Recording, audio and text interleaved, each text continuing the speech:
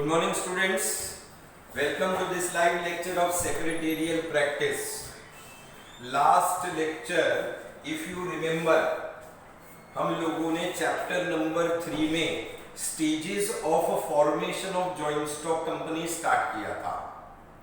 हम लोग at present chapter number 3 कर रहे हैं and that is formation of A company. इस चैप्टर में मैं आपको बताऊं कि आपको सिखाया जाएगा कि एक कंपनी को जब शुरू करना है तो उसे शुरू करने का क्या प्रोसेस है या क्या प्रक्रिया है, दैट इज बीइंग थॉट, यानी कि how to start a joint stock company. इसमें हमने सबसे पहले लेक्चर में इंट्रोडक्शन किया था जिसमें मैंने आपको बताया था कि formation means to start a joint stock company, to bring a company into existence, किसी कंपनी को अस्तित्व में लाना या उसे शुरू करना, दैट इज फॉर्मेशन। अब ये फॉर्मेशन जो है करने के वक्त आपको तय करना होगा कि आप कौन सी कंपनी शुरू करना चाहते हैं। 1 पर्सन कंपनी स्टार्ट करना चाहते हैं, प्राइवेट कंपनी स्टार्ट करना चाहते हैं या पब्लिक कंपनी स्टार्ट करना चाहते हैं। यदि आप 1 पर्सन कंपनी स्टार्ट करना चाहते हैं तो कम से कम एक व्यक्ति का इंतजाम करना होगा। अगर आप प्राइवेट कंपनी स्टार्ट करना चाहते हैं तो मिनिमम 2 मेंबर्स की आवश्यकता होगी, और यदि आप पब्लिक कंपनी स्टार्ट करना चाहते हैं तो कम से कम 7 मेंबर्स की आवश्यकता होगी to start the company. Company शुरू करने के वक्त आपको यह भी तय करना होगा कि मेंबर्स की लायबिलिटी कितनी होगी। भाई मेंबर्स की लायबिलिटी में अनलिमिटेड लायबिलिटी वाली कंपनी स्टार्ट करना चाहते हैं, company limited by shares start करना चाहते हैं या कंपनी लिमिटेड बाय गारंटी, ये हमने डिस्कस किया था इन इंट्रोडक्शन। फिर उसके बाद में लास्ट लेक्चर में stages in formation of A company, page number 34 पे स्टेजेस स्टार्ट होते हैं, जिसमें मैंने आपसे कहा था कि कंपनी को शुरू करने के लिए कुल मिलाकर के 3 स्टेजेस होते हैं, जिसमें पहला है प्रमोशन स्टेज, दूसरा है इनकॉर्पोरेशन या रजिस्ट्रेशन स्टेज, और तीसरा जो है that is commence business stage, जिसमें कंपनी वास्तविकता में अपने बिजनेस को कमेंस यानी कि स्टार्ट करती है। Last lecture we had discussed about the first stage, that is the promotion stage. इस promotion stage में मैंने आपसे कहा था कि promotion stage is the first stage in the formation of a company. Promoters के बारे में मैंने आपको बताया था कि promoters कौन है। सर promoters वो लोग हैं जो कंपनी को स्टार्ट करने का आइडिया लाते हैं और कंपनी को शुरू करने के लिए जो शुरुआती काम होता है, जो लीगल फॉर्मेलिटीज पूरी करनी होती है, सारा सब कुछ that is done by the promoters. हमने प्रमोटर्स के ऊपर डिस्कस किया था, मीनिंग ऑफ प्रमोटर्स, और उसके बाद में प्रमोशन स्टेज के जो स्टेप्स हैं वो डिस्कस किए थे, that is on page number 36, जिसमें मैंने आपसे कहा था कि प्रमोशन स्टेज का सबसे पहला स्टेप है आइडिया लेके आना कि हम क्या बिजनेस स्टार्ट करेंगे। लास्ट लेक्चर में मैंने आपसे कहा था कि एक प्रमोटर होने के नाते मैं भी एक आइडिया लेके आया हूँ कि हम बिस्किट बनाने वाली कंपनी स्टार्ट करेंगे, बिस्किट एंड वेफर्स बनाने वाली, ऐसा आइडिया लेके आया। आइडिया के ऊपर छानबीन किया, फाइनेंशियल प्लान तैयार किया कि कंपनी को स्टार्ट करके चलाने के लिए कितने कैपिटल की आवश्यकता होगी और ये पैसा कहाँ से आएगा। फिर उसके बाद में memorandum of association and articles of association का रफ कॉपी यानी कि ड्राफ्ट कॉपी तैयार करना। फिर उसके बाद में प्रिलिमिनरी कॉन्ट्रैक्ट्स के अंदर मैंने आपसे कहा था कि भाई फैक्ट्री के लिए जमीन है, फैक्ट्री के लिए मशीनरी है, ये जो शुरुआत के जो कॉन्ट्रैक्ट्स प्रमोटर्स करते हैं उनको हम प्रिलिमिनरी कॉन्ट्रैक्ट्स कहते हैं। और नंबर 5 है अपॉइंट फर्स्ट डायरेक्टर्स। अब अपॉइंट फर्स्ट डायरेक्टर्स में प्रमोटर्स कंपनी के पहले डायरेक्टर्स को अपॉइंट करते हैं। अब ये जो पहले डायरेक्टर्स है, फर्स्ट डायरेक्टर्स है, नॉर्मली इसमें प्रमोटर्स खुद को ही फर्स्ट डायरेक्टर्स अपॉइंट कर लेते हैं या नियुक्त कर देते हैं। That we discussed in the first stage. Company के पहले डायरेक्टर्स को अपॉइंट करने तक या उनका नाम नॉमिनेट करने तक पहला स्टेज है प्रमोशन स्टेज। आज हम सेकेंड स्टेज डिस्कस करेंगे, दैट इज इनकॉर्पोरेशन या रजिस्ट्रेशन स्टेज। उसके क्या स्टेप्स हैं ये आपको पेज नंबर 36 ऑनवर्ड्स मिलेगा, यानी कि पेज 36 का एकदम नीचे वाला हिस्सा है, बराबर है। पेज 36 के बाद में 37 है, 37 के बाद में 38 है और 39 है, और थोड़ा सा एक पॉइंट पेज नंबर 40 पे गया है, ठीक है। और फिर जब ये स्टेज कंप्लीट हो जाता है तो इस प्रकार से कंपनी को इनकॉर्पोरेशन सर्टिफिकेट मिलता है। तो कंपनी के इनकॉर्पोरेशन का मतलब है रजिस्ट्रेशन। इनकॉर्पोरेशन या रजिस्ट्रेशन स्टेज जो है, it is the second stage in the formation of joint stock company. अब कंपनीज एक्ट 2013 क्या कहती है कि registration of company is compulsory, यानी कि आपको कंपनी का इनकॉर्पोरेशन या रजिस्ट्रेशन करवाना ही पड़ेगा यदि आप कंपनी स्टार्ट करना चाहते हैं। If you want to start a company, incorporation or registration is compulsory. ये इनकॉर्पोरेशन या रजिस्ट्रेशन करने के लिए सर कहां जाना होगा? गवर्नमेंट ऑफ इंडिया ने हर स्टेट में एक रजिस्ट्रार को अपॉइंट करके रखा है। गवर्नमेंट ऑफ इंडिया ने हर स्टेट में, जैसे महाराष्ट्र में रजिस्ट्रार है, गुजरात में रजिस्ट्रार है, मध्य प्रदेश में रजिस्ट्रार है, कर्नाटका में रजिस्ट्रार है। Government of India has appointed A registrar in each and every state. जिस राज्य में कंपनी की हेड ऑफिस होगी उस राज्य के रजिस्ट्रार के पास जाके रजिस्ट्रेशन करवाना पड़ेगा या इनकॉर्पोरेशन करवाना पड़ेगा। ये बात मैंने आपको लास्ट लेक्चर में बताई थी कि मैं मान लो जो भी कंपनी बिस्किट और वेफर बनाने वाली कंपनी शुरू करना चाहता हूं, मान लो उसकी रजिस्टर्ड ऑफिस या हेड ऑफिस मुंबई में है, तो मैं महाराष्ट्र के रजिस्ट्रार के पास जाके रजिस्ट्रेशन करवाऊंगा। और यदि उसकी हेड ऑफिस सूरत में या अहमदाबाद में होगी तो मैं गुजरात के रजिस्ट्रार के पास जाके रजिस्ट्रेशन करवाऊंगा। अब ये इनकॉर्पोरेशन या रजिस्ट्रेशन जो कि मैं रजिस्ट्रार के पास जाके करवाता हूं, उसके स्टेप्स क्या है? उसके स्टेप्स में सबसे पहला स्टेप है ऑब्टेन डिजिटल सिग्नेचर सर्टिफिकेट। देख, आजकल ज्यादातर काम डिजिटल हो गया है, ऑनलाइन होता है, बराबर है, इंटरनेट के जरिए होता है। तो ये डिजिटल कामकाज होने की वजह से आजकल सारा पेपर वर्क भी डिजिटल हो गया है। जैसे कंपनी अपने इनकम टैक्स रिटर्न्स फाइल करेगी तो वो भी ई फाइलिंग के जरिए करना पड़ता है। ई फाइलिंग मतलब इलेक्ट्रॉनिक फाइलिंग। अब इलेक्ट्रॉनिक फाइलिंग में क्या होगा कि जब आप डॉक्यूमेंट सबमिट करोगे रिटर्न्स के, इनकम टैक्स रिटर्न्स के डॉक्यूमेंट सबमिट करोगे ई फाइलिंग के लिए, तो सिग्नेचर लगेगी। वो सिग्नेचर फिजिकल नहीं होगी, डिजिटल सिग्नेचर लगेगी।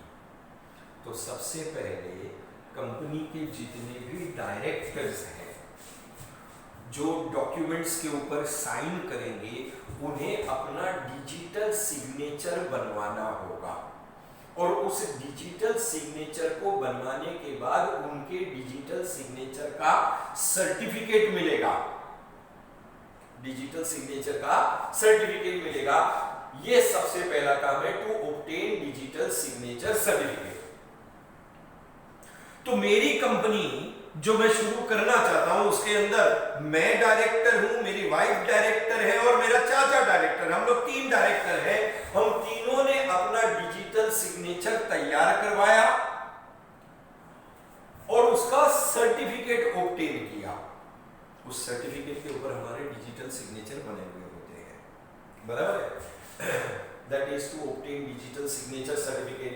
ये डिजिटल सर्टिफिकेट मिल जाने के बाद, डिजिटल सिग्नेचर सर्टिफिकेट, इसको शॉर्ट में DSC कहते हैं, डिजिटल सिग्नेचर सर्टिफिकेट। ये मिल जाने के बाद ये सर्टिफिकेट हमें जमा कराना पड़ेगा MCA के पास। यानी कि हमें हमारा डिजिटल सिग्नेचर सर्टिफिकेट रजिस्टर करवाना पड़ेगा सभी डायरेक्टर्स के नाम से। और ये रजिस्टर किसके पास करवाना पड़ेगा? Ministry of corporate affairs, MCA का मतलब होता है मिनिस्ट्री ऑफ कॉर्पोरेट अफेयर्स। ये सरकारी विभाग है और इस सरकारी विभाग की जिम्मेदारी है कंपनियों के मामलों को हैंडल करना। That is to tackle the corporate affairs. Corporate affairs का मतलब होता है कंपनियों का मामला। सो कंपनियों के अफेयर्स या कॉर्पोरेट अफेयर्स को मैनेज करने वाली जो मिनिस्ट्री है उसके पास जा करके सभी डायरेक्टर्स के डिजिटल सिग्नेचर सर्टिफिकेट रजिस्टर करवाना होगा। तो जो सर्टिफिकेट मिले होते हैं उन सर्टिफिकेट की कॉपीज हम जा करके मिनिस्ट्री ऑफ कॉर्पोरेट अफेयर्स में सबमिट कर देंगे, रजिस्टर करवा लेंगे। उसके बाद नेक्स्ट स्टेप आता है to obtain director identification number. अब मेरी कंपनी में मैं डायरेक्टर हूं, मेरी वाइफ डायरेक्टर है, मेरा चाचा डायरेक्टर है। हम तीनों को डायरेक्टर आइडेंटिफिकेशन नंबर यानी कि DIN लेना पड़ेगा। देख, जो भी लोग कंपनी में डायरेक्टर बनते हैं उन्हें एक 8 डिजिट का यूनिक कोड नंबर लेना होता है जिसको डायरेक्टर आइडेंटिफिकेशन, जैसे बच्चा स्कूल में एडमिशन लेता है तो बच्चे को रोल नंबर दिया जाता है, वैसे ही कोई भी कंपनी में डायरेक्टर बनेगा तो उसे डायरेक्टर आइडेंटिफिकेशन नंबर लेना होगा। अगर पहले से मैं किसी कंपनी में डायरेक्टर हूं तो ऑलरेडी मेरे पास ये नंबर है, और अगर मैं पहली बार डायरेक्टर बन रहा हूं तो मुझे ये डायरेक्टर आइडेंटिफिकेशन नंबर लेना होगा। ये डायरेक्टर आइडेंटिफिकेशन नंबर 8 डिजिट का होता है। हर व्यक्ति जो कंपनी में डायरेक्टर बनता है उसे ये नंबर लेना आवश्यक है, क्योंकि इस नंबर के बिना वो कंपनी में डायरेक्टर नहीं बन सकता। जैसे आपका आधार कार्ड है जिसके ऊपर एक नंबर है, आधार नंबर, बराबर है, उसी तरीके से हर डायरेक्टर को डायरेक्टर आइडेंटिफिकेशन नंबर लेना होगा तो ही वो कंपनी में डायरेक्टर बन पाएगा। तो मैं, मेरी वाइफ और मेरे चाचा तीनों ने, हमने ये नंबर ले लिया। ये नंबर ले लेने के बाद नेक्स्ट स्टेप आएगा apply for reservation of name. अब हमें अपने कंपनी का नाम तय करना होगा और उस नेम को रिजर्व करना पड़ेगा। सर, कंपनी के नाम को रिजर्व क्यों करना पड़ेगा? कंपनी के नाम को रिजर्व इसलिए करना पड़ता है ताकि कोई दूसरी कंपनी हमारे कंपनी का नाम का इस्तेमाल ना कर सके। जैसे रिलायंस इंडस्ट्रीज लिमिटेड है या मारुति उद्योग लिमिटेड है, इन्होंने अपना नाम रिजर्व करवा के रखा है। क्यों रिजर्व करवा के रखा है? क्योंकि नहीं तो कोई दूसरी कंपनी रिलायंस का नाम इस्तेमाल करेगी या कोई दूसरी कंपनी मारुति का नाम इस्तेमाल करेगी, इसलिए रिजर्व कराना पड़ता है। तो इसके लिए एक फॉर्म फिलअप करना पड़ता है, रन का मतलब है रिजर्व यूनिक नेम। तो मैं अपनी कंपनी का नाम सोचूंगा, मैंने नाम सोच करके उस फॉर्म के अंदर लिख दूंगा कि भाई मैं अपनी कंपनी का क्या नाम रखना चाहता हूं। मैंने अपनी कंपनी का नाम सोचा है Pappu biscuits and wafers limited. ये नाम मैं इस फॉर्म में लिख करके सबमिट करूंगा टू द रजिस्ट्रार। रजिस्ट्रार सबसे पहले तो अपने रिकॉर्ड में चेक करेगा कि क्या कहीं इस नाम से कोई दूसरी कंपनी तो नहीं है, क्योंकि अगर इस नाम से कोई दूसरी कंपनी होगी तो ये नाम उस कंपनी के लिए रिजर्व है, फिर ये नाम मुझे नहीं मिलेगा। यदि इस नाम से कोई और कंपनी नहीं है तो ये नाम रजिस्ट्रार मेरी कंपनी के लिए रिजर्व कर देगा। अब रिजर्व कर देने का मतलब है कि अब ये नाम कोई दूसरी कंपनी इस्तेमाल नहीं कर पाएगी। तो मैंने अपनी कंपनी का नाम रिजर्व करवा लिया रजिस्ट्रार के पास। रिजर्व यूनिक नेम का फॉर्म फिलअप किया, उसमें मैंने अपनी कंपनी का नाम लिखवाया Pappu biscuits and wafers limited, और रजिस्ट्रार ने मेरी कंपनी का नाम रिजर्व कर दिया। नाम रिजर्व हो जाने के बाद अब मैं क्या करूंगा? फाइनलाइज करूंगा memorandum of association and articles of association. देख, प्रमोशन के स्टेज में अगर आपको स्टेप्स ध्यान में होंगे तो वहां पे हमने ड्राफ्ट कॉपी बनवाया था मेमोरेंडम का और आर्टिकल्स का। ड्राफ्ट यानी कि रफ कॉपी। अब वो रफ कॉपी क्यों थी? वो रफ कॉपी इसलिए थी क्योंकि अभी तक कंपनी का नाम तय नहीं था।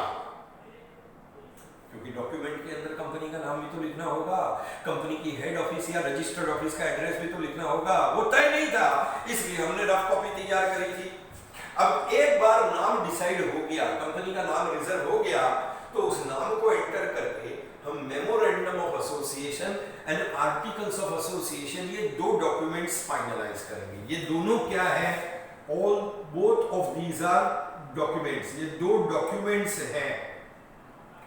ये दोनों डॉक्यूमेंट्स इसलिए तैयार किए जाते हैं क्योंकि रजिस्ट्रार को जाके सबमिट करना पड़ेगा ये डॉक्यूमेंट, तब जाके मेरी कंपनी तब जाकर के मेरी कंपनी स्टार्ट हो पाएगी, इनकॉर्पोरेट हो पाएगी।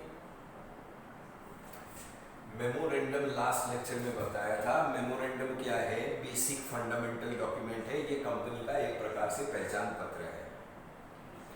इसके अंदर 6 क्लॉजेज होते हैं, जिसमें नेम क्लॉज में कंपनी का नाम, डोमिसाइल क्लॉज में कंपनी की रजिस्टर्ड ऑफिस का एड्रेस होता है, कंपनी क्या बिजनेस करेगी ऑब्जेक्ट क्लॉज में लिखा हुआ होता है, बिस्किट एंड वेफर बनाना।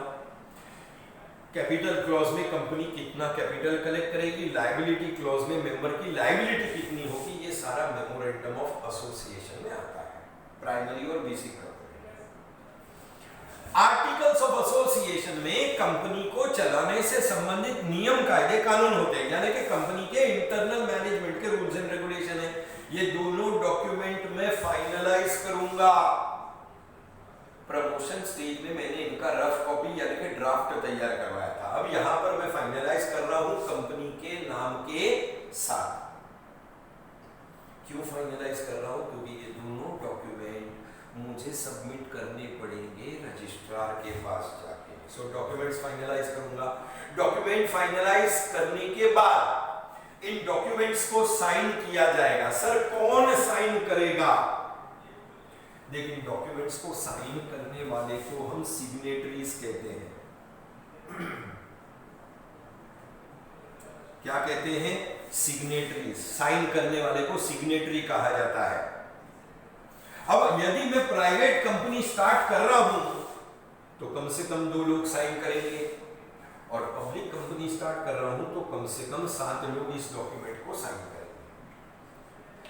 जिन 2 या 7 लोगों ने मेमोरेंडम को साइन किया है, वही 2 या 7 आर्टिकल्स ऑफ एसोसिएशन को भी साइन करेंगे। सिग्नेचर हो जाने के बाद स्टैंपिंग किया जाएगा। अब ये स्टैंपिंग में क्या होता है? स्टैंप ड्यूटी भरने के हिसाब से सरकार को कुछ पैसे दिए जाते हैं, ठीक है। स्टैंपिंग, और इस पे तारीख डाली जाएगी इस डॉक्यूमेंट पर कि कौन सी तारीख को ये डॉक्यूमेंट साइन करके रेडी हुआ। That is dating of memorandum and articles of association.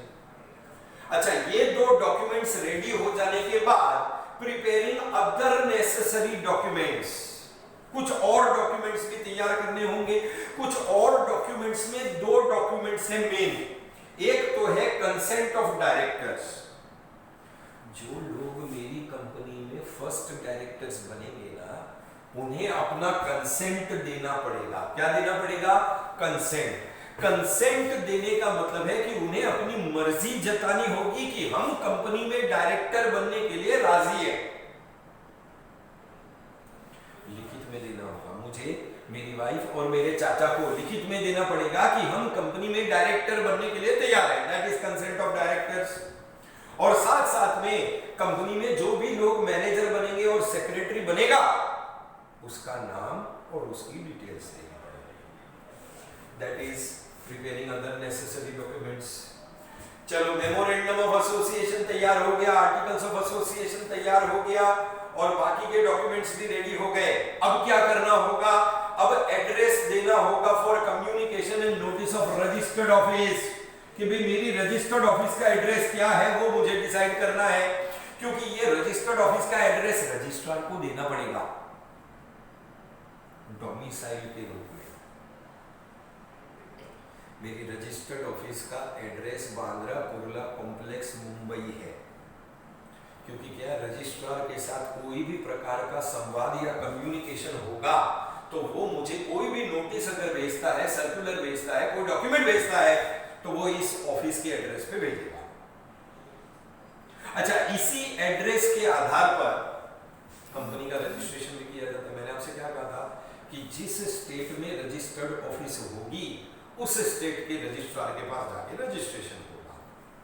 So that is address for communication. तो मैंने अपने कंपनी के हेड ऑफिस का एड्रेस या रजिस्टर्ड ऑफिस का एड्रेस डिसाइड कर लिया। कहां पे डिसाइड किया? बांद्रा कुर्ला कॉम्प्लेक्स, मुंबई में। अब नेक्स्ट स्टेप क्या है?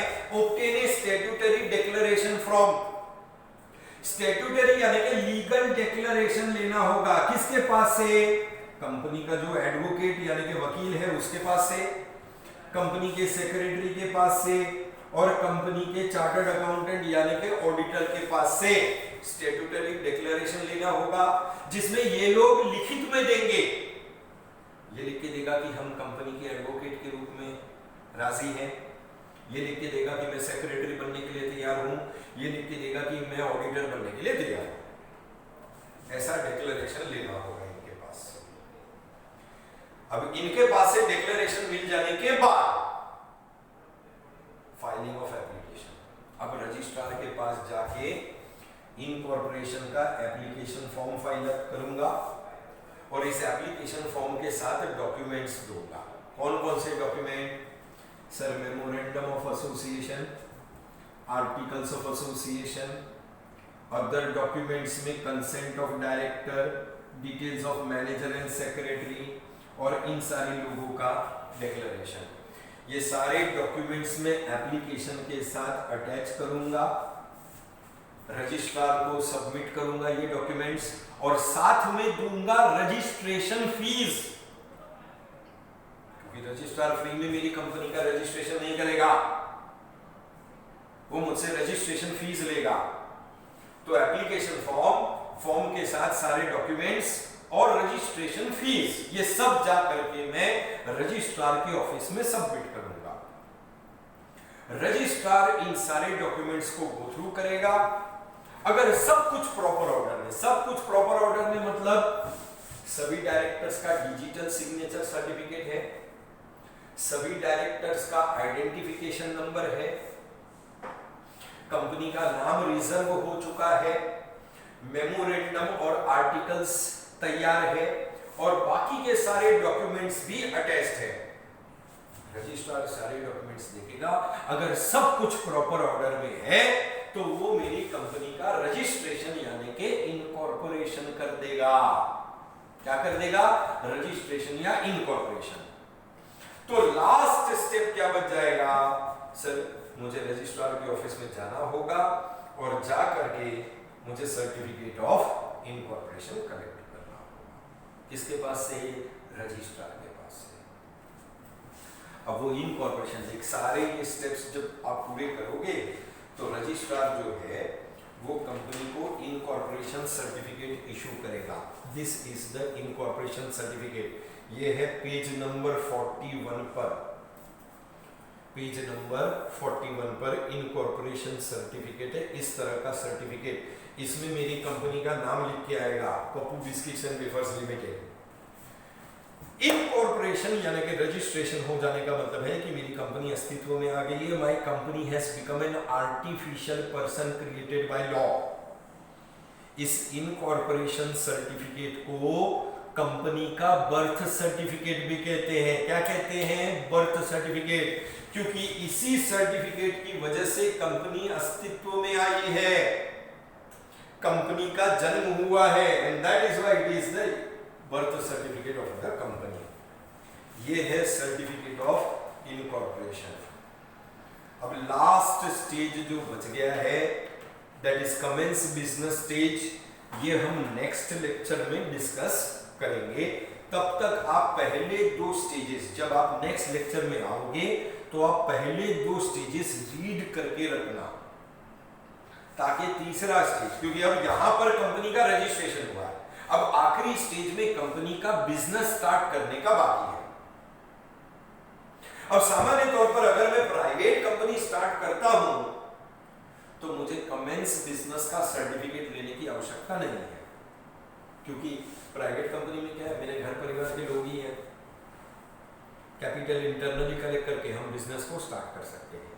लेकिन अगर मैं पब्लिक कंपनी स्टार्ट कर रहा हूं तो फिर मैं पब्लिक के पास से कैपिटल कलेक्ट करूंगा शेयर्स इशू करके, और जब कैपिटल कलेक्ट हो जाएगा उसके बाद वंस अगेन मुझे रजिस्ट्रार के पास जाना होगा, और रजिस्ट्रार के पास जा करके कमेंस बिजनेस सर्टिफिकेट लेना होगा। वो commence business certificate third stage में कैसे लिया जाता है, that we will be discussing in the next lecture. तब तक के लिए स्टे होम, स्टे सेफ। अपना ख्याल रखें, गो थ्रू कर लीजिएगा पहला और दूसरा स्टेज, ताकि तीसरा स्टेज आसानी से समझ में आ सके। इस थर्ड स्टेज में भी कुछ डॉक्यूमेंट्स वगैरह फाइल करने हैं, जिसके बारे में हम अगले लेक्चर में चर्चा करेंगे। तो नेक्स्ट लेक्चर में हमारा ये थर्ड चैप्टर कंप्लीट हो जाएगा। Good bye, take care.